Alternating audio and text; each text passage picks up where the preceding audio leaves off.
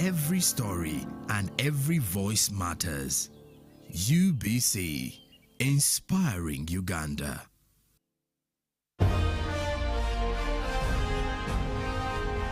Live from UBC Studios in Kampala, this is Good Morning Uganda Extra.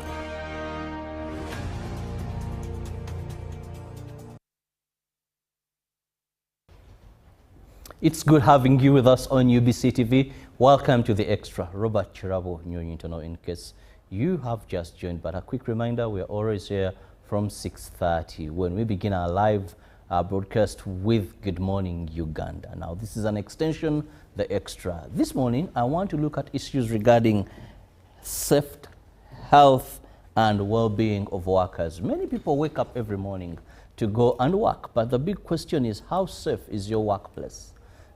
Are you working under a safe environment? How safe are you catered for in case of anything that may happen to you during your time at work? Now, with me, I have two guests with whom we are going to be discussing this. I have the Commissioner in charge of Occupational Safety and Health at the Ministry of Gender, Labour and Social Development, Eve Katusabe. You're most welcome. Thank you very much, sir. And at the extreme end, I have Alex Kakuku, who is from Africa Vision Zero Network Executive. You're most welcome, Alex. Thank you, sir, and good morning, viewers. Now, these are my guests this morning, and we are going to be discussing issues that are very pertinent to you, because each of us, I want to believe, you're a worker. If you're above 18, if you completed school, university, or wherever you are, either in the formal or informal sector, your health is very important. Your well-being at work is very important. Your safety at work is very important. Let me begin with Alex. Alex, I see Africa Vision Zero Network. What is this all about? Well, thank you. The Africa Vision Zero Network is an association, a platform, which is part of a bigger network, which is called Vision Zero Network or movement. And Africa Vision Zero Network focuses specifically on the African continent. And what it does look out for, as you've mentioned, is the area of safety, health, and well-being of employees. The focus is really on the safety, health, and well-being at the workplace, on the road, and even in our respective homes where we stay. So basically, it focuses on driving the agenda of those three facets, but with a focus on the African continent. Okay, now I come to the Commissioner. Madam, when we talk about safety of workers, what are we referring to? Because one would say, who is going to be robbed at work? So, Okay, thank you very much, Mr. Chirabo. Good morning, viewers. It's a pleasure to be here today. So he asks, when we talk about safety of workers, what are we talking about? I would like to first paint a picture, because before we start talking about safety of workers, we need to know that everyone at the workplace has certain rights. The Constitution makes provision for that. We have a constitutional provision which says everyone is entitled to work in safe, satisfactory, and healthy environment. So by having it in the Constitution, it means that it is your right as a human being to be able to go to a workplace and be able to come out of that workplace in the same way or in a better way that you went to it in the first place. So when we talk about safety of the worker in the workplace, we are saying that the work that you do should not harm you in any way, whether it is an injury or an illness. You should be able to leave that workplace when you still have all your body parts intact, and also your inner organs are still okay. So that's what we refer to about safety and health of a worker. Now, Alex, you talked about looking at and focusing on Africa. I'm very interested in my motherland, that is Uganda. Now, when we talk about safety and health and well-being of workers, how are we performing as a country on the African continent? Well, that is a very interesting question. And the mandate to ensure that the welfare, the well-being, and the safety of employees sits in a tripartite kind of arrangement. We do have the ministry, and I'm glad that our commissioner in charge is right here with us, looking after the docket of the Department of Occupational Safety and Health, they have the policies. And we are required to adhere to these policies. And when you look at Uganda, it's not an island. Uganda has subscribes to certain ILO conventions where it has these that have been ratified, and they require us to ensure the well-being and the safety of workers. So we have laws, regulations in place.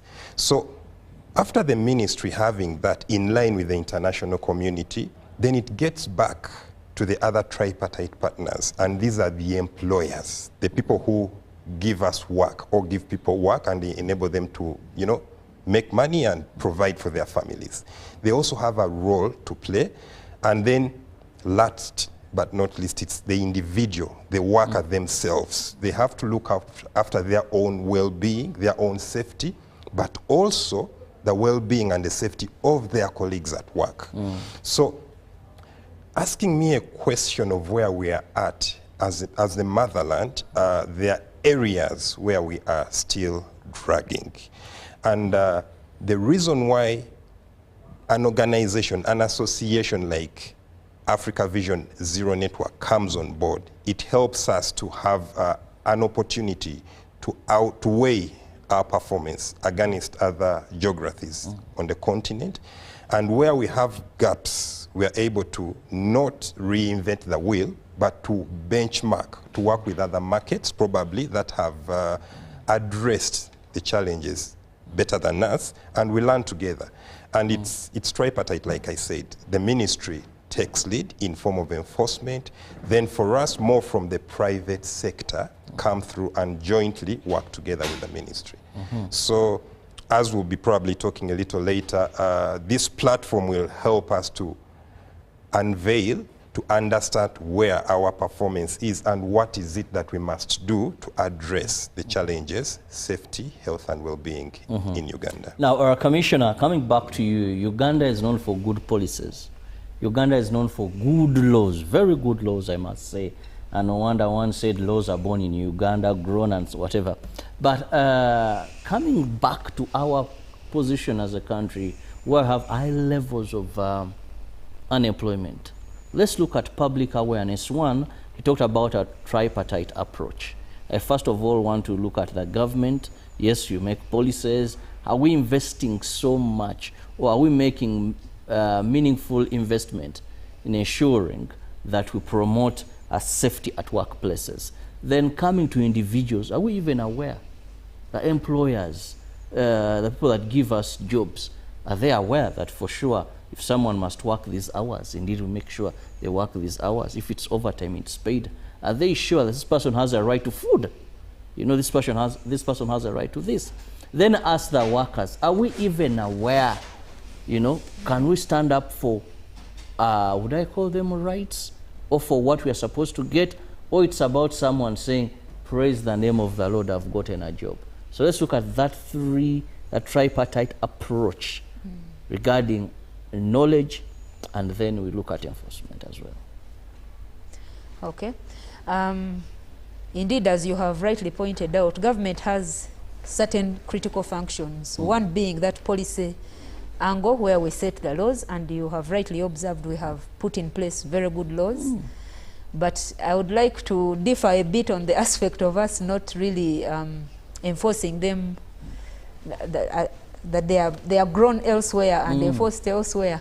I think we are doing something, maybe not enough yet, but we are doing something as government also to try to ensure that the laws that we have put in place, good as they are actually being enforced. In the sense that as a department, one of our critical functions after making the laws is inspection of workplaces. So we have quarterly plans of going out to the workplaces, making sure that we find out what is going on in these different workplaces, what is going right, what is not going right, and then we actually advise the employers on how to do things better, and we advise also employees. And for the last 3 or so years, we have also had intentional measures on awareness creation.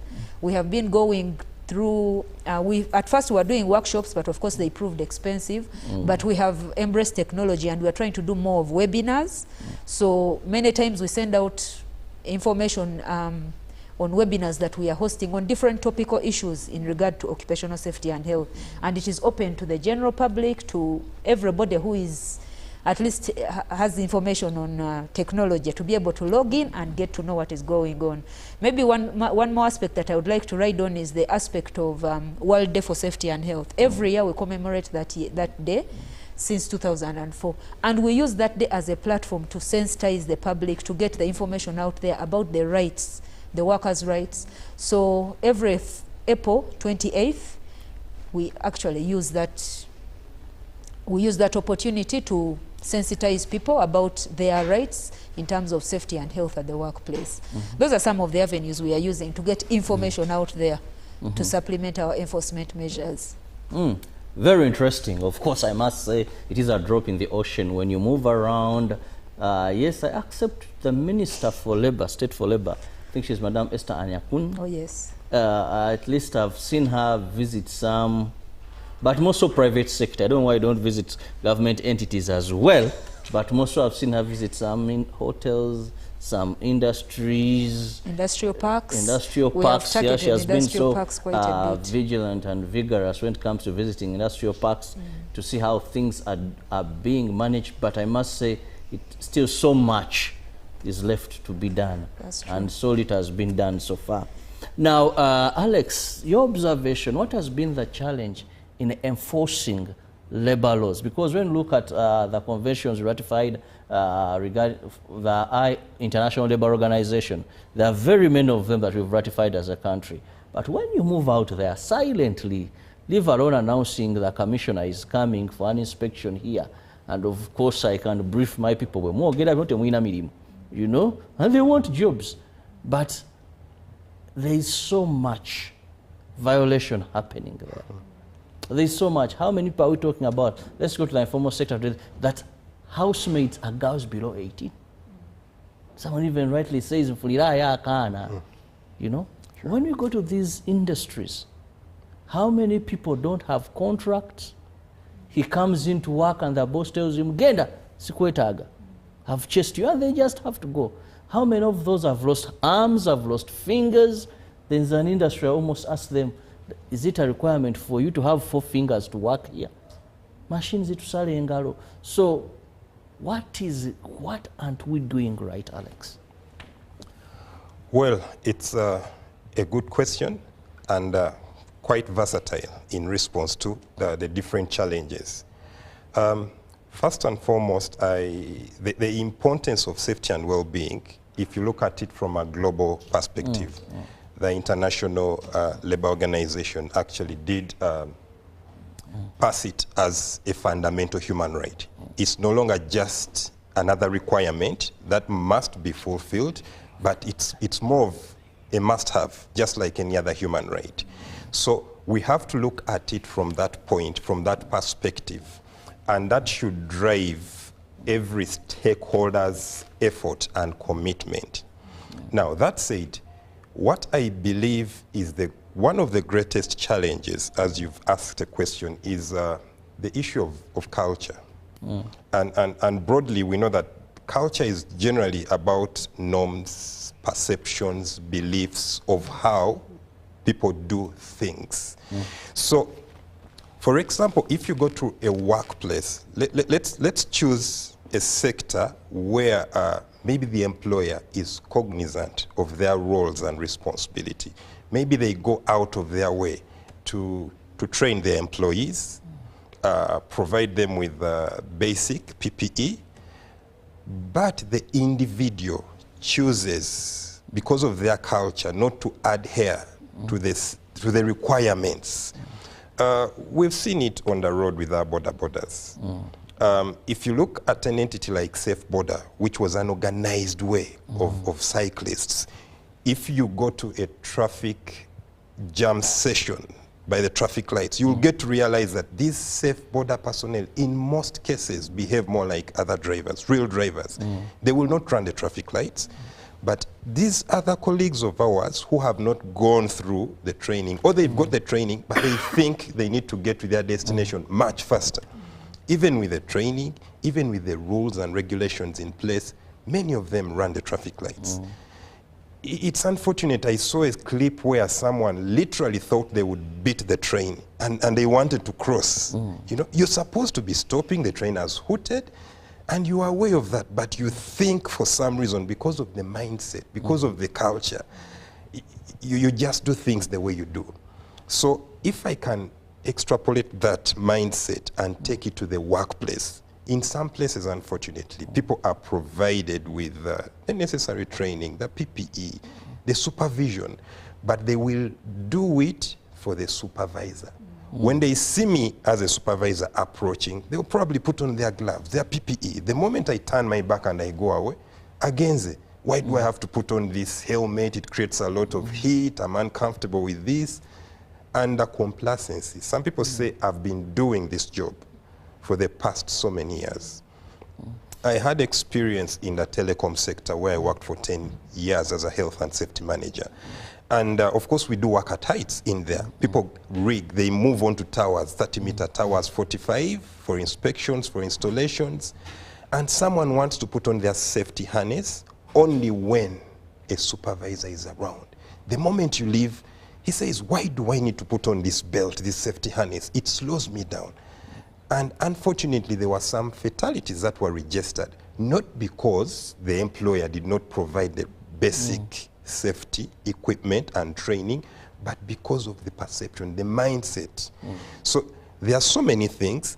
The government may have its challenges with numbers, especially with inspection. Uganda is one of the countries with a least number of inspectors. They have, Commissioner can give us the figures, but the thing is, if you don't have a proper number, you cannot be, your presence on the ground is not sufficient. And where the culture, people have not grown to an element of self-policing and appreciating that we must do this for our own good, they want to rely on an inspector from government to ensure that they're doing what is right. So to me, the two greatest things are the culture, the mindset, the way we look at things, and the inadequacies in the enforcement from government, especially with the adequate number of inspectors to ensure things are done right. Okay. Well, I'll be going for a short break. When I return, I still have my guests with me, and we'll still be focusing on safety, health, and well-being of workers, mostly at workplaces. And this concerns you, our dear viewer. Where you're working, are these observed to the letter? Are there efforts to ensure that you're safe as you do your work? Let's return.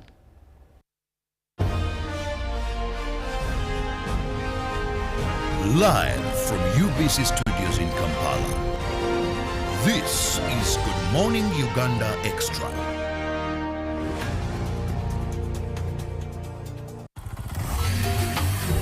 Hello, Kampala, Uganda. In response to the national call of strengthening the traffic security, Good Products Group HGO brand has officially launched the Rider Selection Campaign. Registration is now open. Visit www.riders.hgo.com. Complete your registration now for a chance to win exciting prizes including motorcycles, exclusive HGO gift boxes, and official rider vests, all while promoting safe riding awareness. This is how to participate. Pay the registration fee, invite 3 friends to form a team of 4, and your registration fee will instantly be refunded. Begin your journey of honor today. Don't miss this opportunity. Join the challenge, promote road safety, and become a pioneer rider. For details, visit the official Good Products website at www.hgo.com or call toll-free 0800-335-555 or visit our offices at Kingdom Kampala, 3rd floor to register now and win prizes worth millions.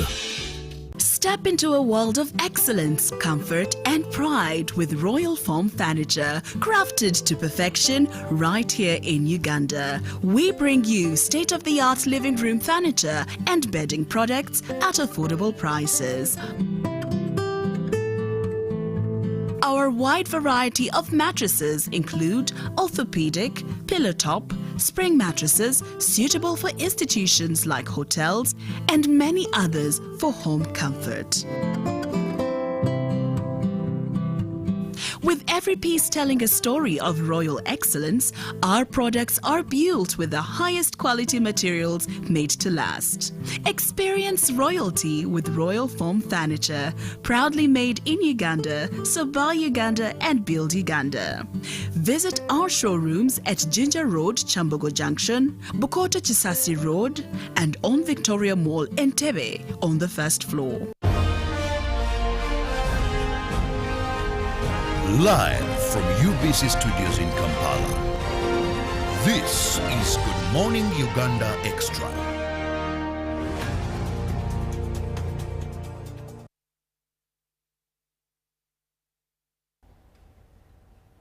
Welcome back from that break, and thank you for being with us on UBC TV. We are still looking at occupational safety and well-being of workers at workplaces.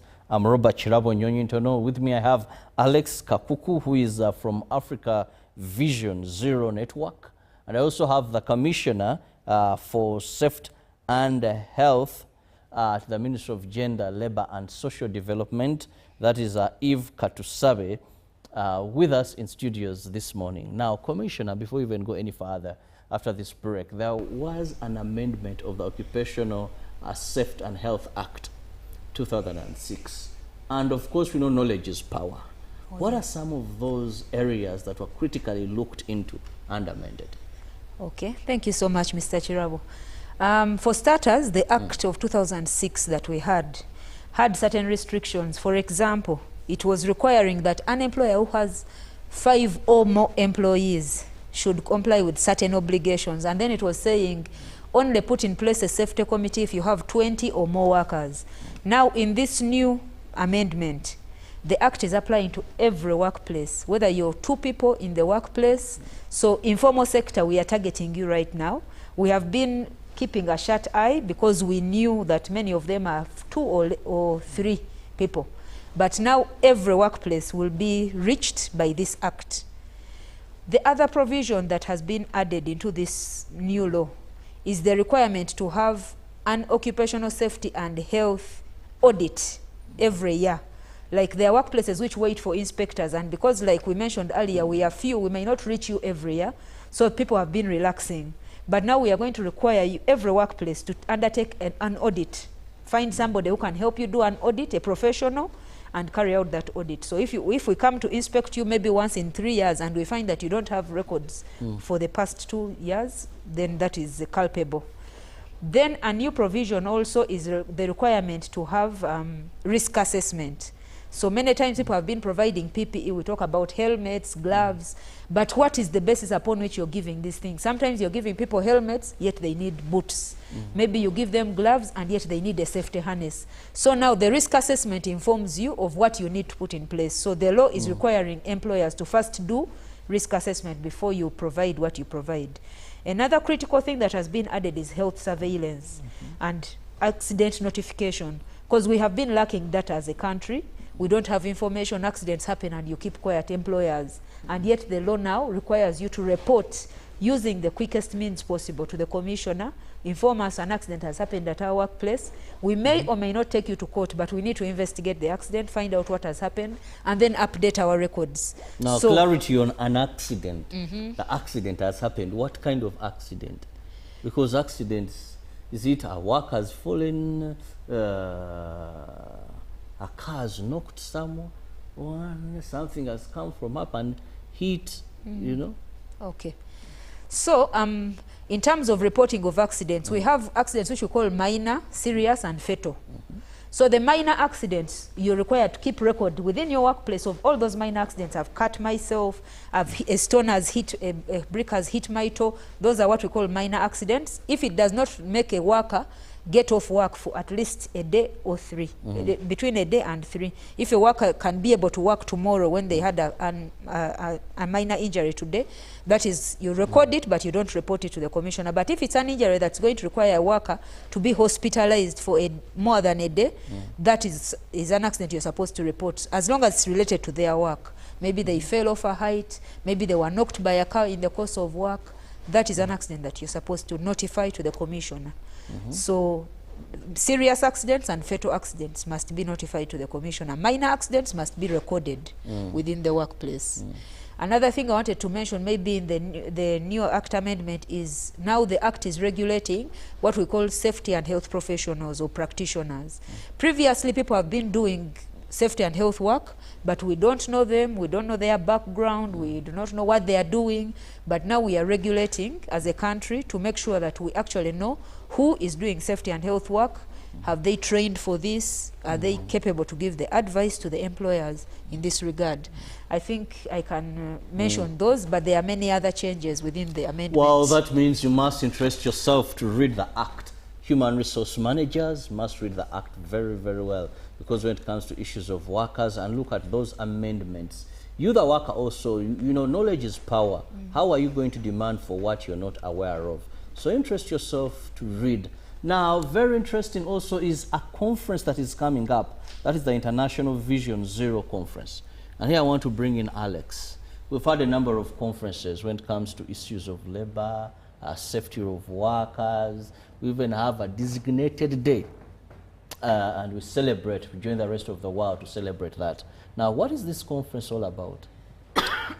Thank you so much, Mr. Chirabo. Africa Vision Zero Network is organizing this international, it's actually called the International Vision Zero Africa Conference, just because it's going to be hosted within Africa. But Uganda, of course, the PAL, having taken the opportunity to be selected as the host for this event. Maybe to give a little bit of a background, the International Vision Zero Network does organize conferences biannually. Every 2 years, a conference holds. So the very first Africa Vision Zero conference happened in right after COVID in 2021. This conference was hosted by Nigeria. It did happen in Lagos. And 2 years later, the conference took place in Livingstone, a beautiful city in Zambia. And Uganda has been part and parcel of these events over the years. So a decision was taken for Uganda to play host to the next edition, which is the 2025 edition of the Africa Vision Zero Conference. And the Ministry of Gender, Labor and Social Development actually is the lead host of this conference. There wouldn't be no better party than the ministry that has the role, that the leading oversight function in as far as health and safety and well-being is concerned. So about that, where I come from in the private sector, yes, I'm an Africa Vision Zero Network executive member, but back home, I also belong to the Safety and Health Association of Uganda, known as SHAO. And SHAO is the umbrella organization for all safety professionals in Uganda. So SHAO had a wonderful conference last year, the inaugural Safety and Health Conference. So at that conference, we launched the Africa, we did launch Vision Zero in Uganda as a country and announced that Uganda would actually be hosting this Africa Vision Zero Conference this year. So what we will be looking at in this conference is aspects safety, health and well-being. All the challenges that we've talked about in the different facets, we'll have an opportunity to share ideas from best practice coming through from professionals like ourselves from other geographies. We'll be having people from Europe, from Germany, we'll be having some people from Spain, from the UK, and lots of people coming through from Africa. From South Africa, we'll have people who have confirmed from Zambia, from Tanzania, Kenya. And the reason why we need to get this is to collaborate. Earlier on, I did mention to you that some markets have gone a little further ahead of us. So we do not have to reinvent the wheel. If we can have a platform where we can learn from those that have adhered to their own rules and have been able to address some of the challenges that we are grappling with as a country. So that is a plus. There's an opportunity for collaboration. There's an opportunity for knowledge sharing. There is also an opportunity for sharing strategic partnerships beyond this conference. How do we work together, for example? Africa Vision Zero and the International Vision Zero is an affiliate of the International Social Security Association. Actually, that's where the Vision Zero framework started from. They look at social security concerns, employees and employers, the welfare, the concerns. We talked about aspects of inspection for labor inspectors. There is a specific package that Vision Zero, in association with ISA, has on how to train labor inspectors, on how to train company owners, business owners, and employees. So this will only be a launch pad when we get to meet at such a platform as a country and with peers across the continent and beyond. We'll have an opportunity to learn from each other, forge wonderful relationships going forward, sign up to commitments. Vision Zero is not widely known in Uganda, but in its simplicity, it is a transformative approach. Everything that we do, where you push for it by way of compliance, Vision Zero changes it. It's the very thing, but it's more of a personal drive. How do I appreciate the current challenge, where I'm at, and these simple strategic steps on a day-to-day that you must put in place to ensure your own safety and well-being as an individual, your neighbor, the kids. We intend to drive this even in the schools, yeah, because when we talk about the issue of culture, maybe it may be a hard paper to transform the adult's mindset, but if we drive this lower to our kids in schools, right from primary school, from secondary schools, even the tertiary institutions, we believe these, when they turn out and are released into the job market, they will be very well aligned. They will take these safety concerns as core values, as opposed to people who think, I'm only doing it to fulfill an obligation, so I earn a paycheck. So those are some of the benefits that we anticipate. Now here I want the Commissioner to supplement more regarding this conference. And also when Alex was talking, he talked about people from other parts of the world, and of course a selected few from Uganda. I usually have a problem with some of these conferences, that I feel they are targeting some people because, for example, a person like Alex, the Commissioner, and some of the delegates that are going to come, they know these things. You know, they know their rights. But how do we drive meaning and value to the people in Chisenyi, people in Katwe, to those young women that sweep our roads, that even don't have maternity leaves when they should be having them, the fathers that don't get the paternity leave when they should be getting them? How do we take that to the young ladies that are working in the flower factory?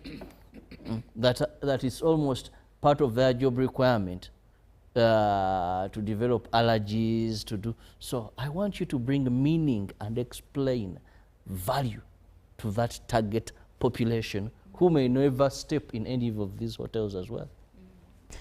I will attempt to the beginning with the, the last part, where you talk about, largely you're really referring to the informal sector and how relevant this Vision Zero conference is to those people, maybe in the informal sector and at the grassroots.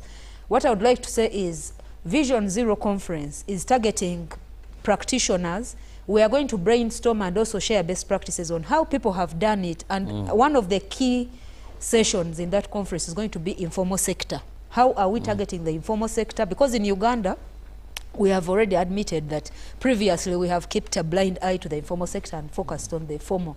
So now we want to learn from the international guests. How is it working in Zambia? How is, I'm told Tanzania is doing very well in the informal sector. How is Tanzania able to reach the informal sector with relevant interventions? So when we pick that as practitioners and as government in that conference, we are going to translate this into applicable solutions for our informal sector, so that those women that you have talked about are benefiting from the conference, not because they have been in the conference, but because we, the practitioners and the government entities, have been part of the conference, so we know how to tailor our laws and our measures to apply to these other people.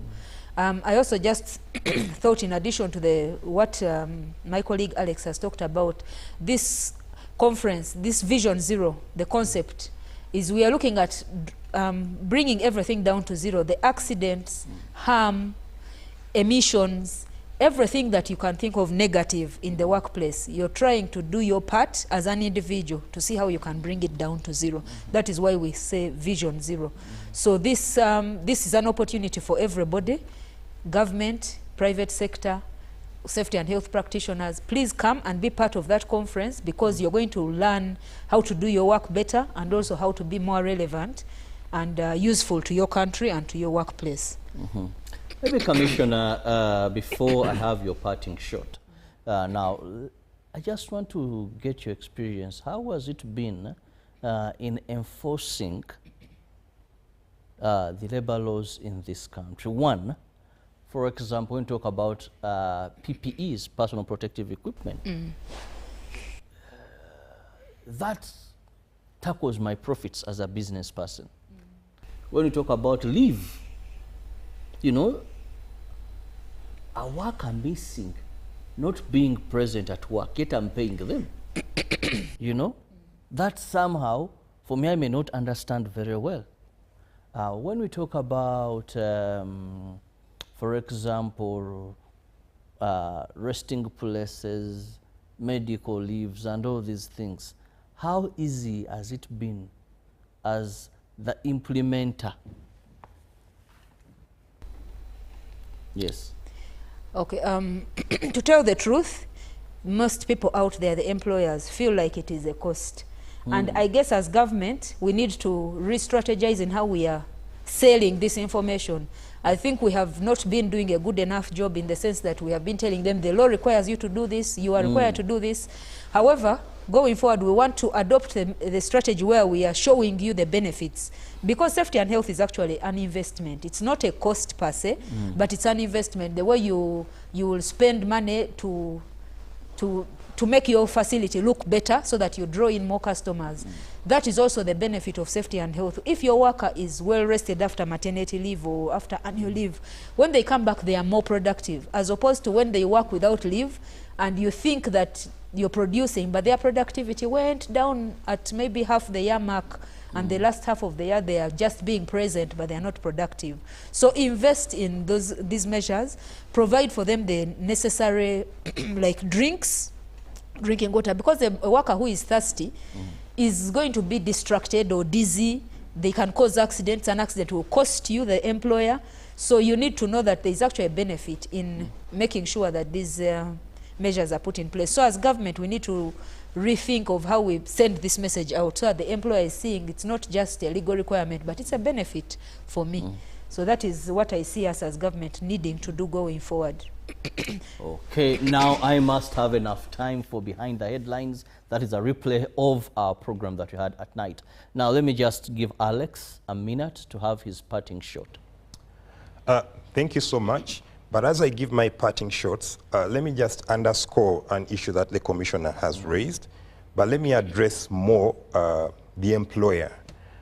Actually, health and safety, investing in it, it's a benefit, because it's a moral obligation, in a sense that when your workers are happy to be associated with an employer who takes care of them, you will want them to commit to work for your organization longer, even in instances where you may not be giving them a competitive pay. They are sure of their welfare, you're taking good care of them, so they will commit to you. And when you have a workforce that has worked for you over and again, of course the expertise, their level of experience has shot so high, so it's a benefit to you as an employer. On the flip side, should things go south and there are penalties that come through, imagine the negative publicity when it's on UBC or any other media outlets that this factory has been shut down because of rampant number of accidents. You may not be able to secure financing from partners. You may not be able to get people to come and work for your organization. And in case you're locked down, for you to open up, maybe you may have to pay a hefty fine for you to get back into business. So I don't really think I have a better parting shot than that.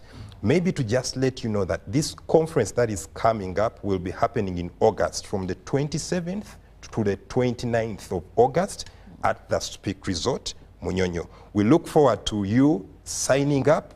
We have information on the International Vision Zero website, which is an affiliate of the Ministry of Gender and Labor website. You can follow the SHAO socials, and you'll be able to get more relevant information. We'll be happy to engage at the International Vision Zero conference. Okay. Thank you. Well, Commissioner, as we move out. Parting shot. Yes, thank you so much for the opportunity. For those, the viewers that are watching us and those who will watch us eventually, would like to welcome you to be part of the process. Like he said, it's a tripartite thing, so we cannot do things as government alone. So we are calling upon employers, we're calling upon workers to partner with government so that we make sure that the workplace is a place that we are excited to go into and that we enjoy, because we spend more of our time in the workplace. That is in regard to safety and health in general. Now, in particular for the conference, I would like you to know that there are many benefits that you will get from being part of this conference, so please plan to be in attendance.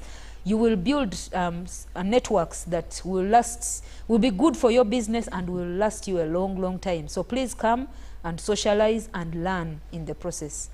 I thank you very much. Well, thank you so very much. That is Alex Kakuku from Africa Vision Zero Network. Thank you so much for your time. And Eva Katusabe, who is the Commissioner, Minister of Gender, Labour and Social Development, in charge of, that is, occupational safety and health at the ministry. And above all, you, our viewer, thank you very much for being with us all the way from 6:30 till now. We do appreciate. See you tomorrow, God willing, and don't forget we have the State of Nation address. I'm sure you're eager to know what His Excellency has for us as Ugandans, as he updates us on the state of affairs of the nation, but also the future. Have the best of your day. God bless you. Live from UBC Studios in Kampala, this is Good Morning Uganda Extra.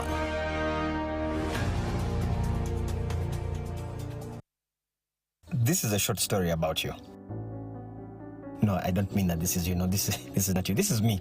Of course, this can't be you. This can't be you because you think these things of touring Uganda are for rich people. You think these touring things are for people celebrating anniversaries. This can't be you.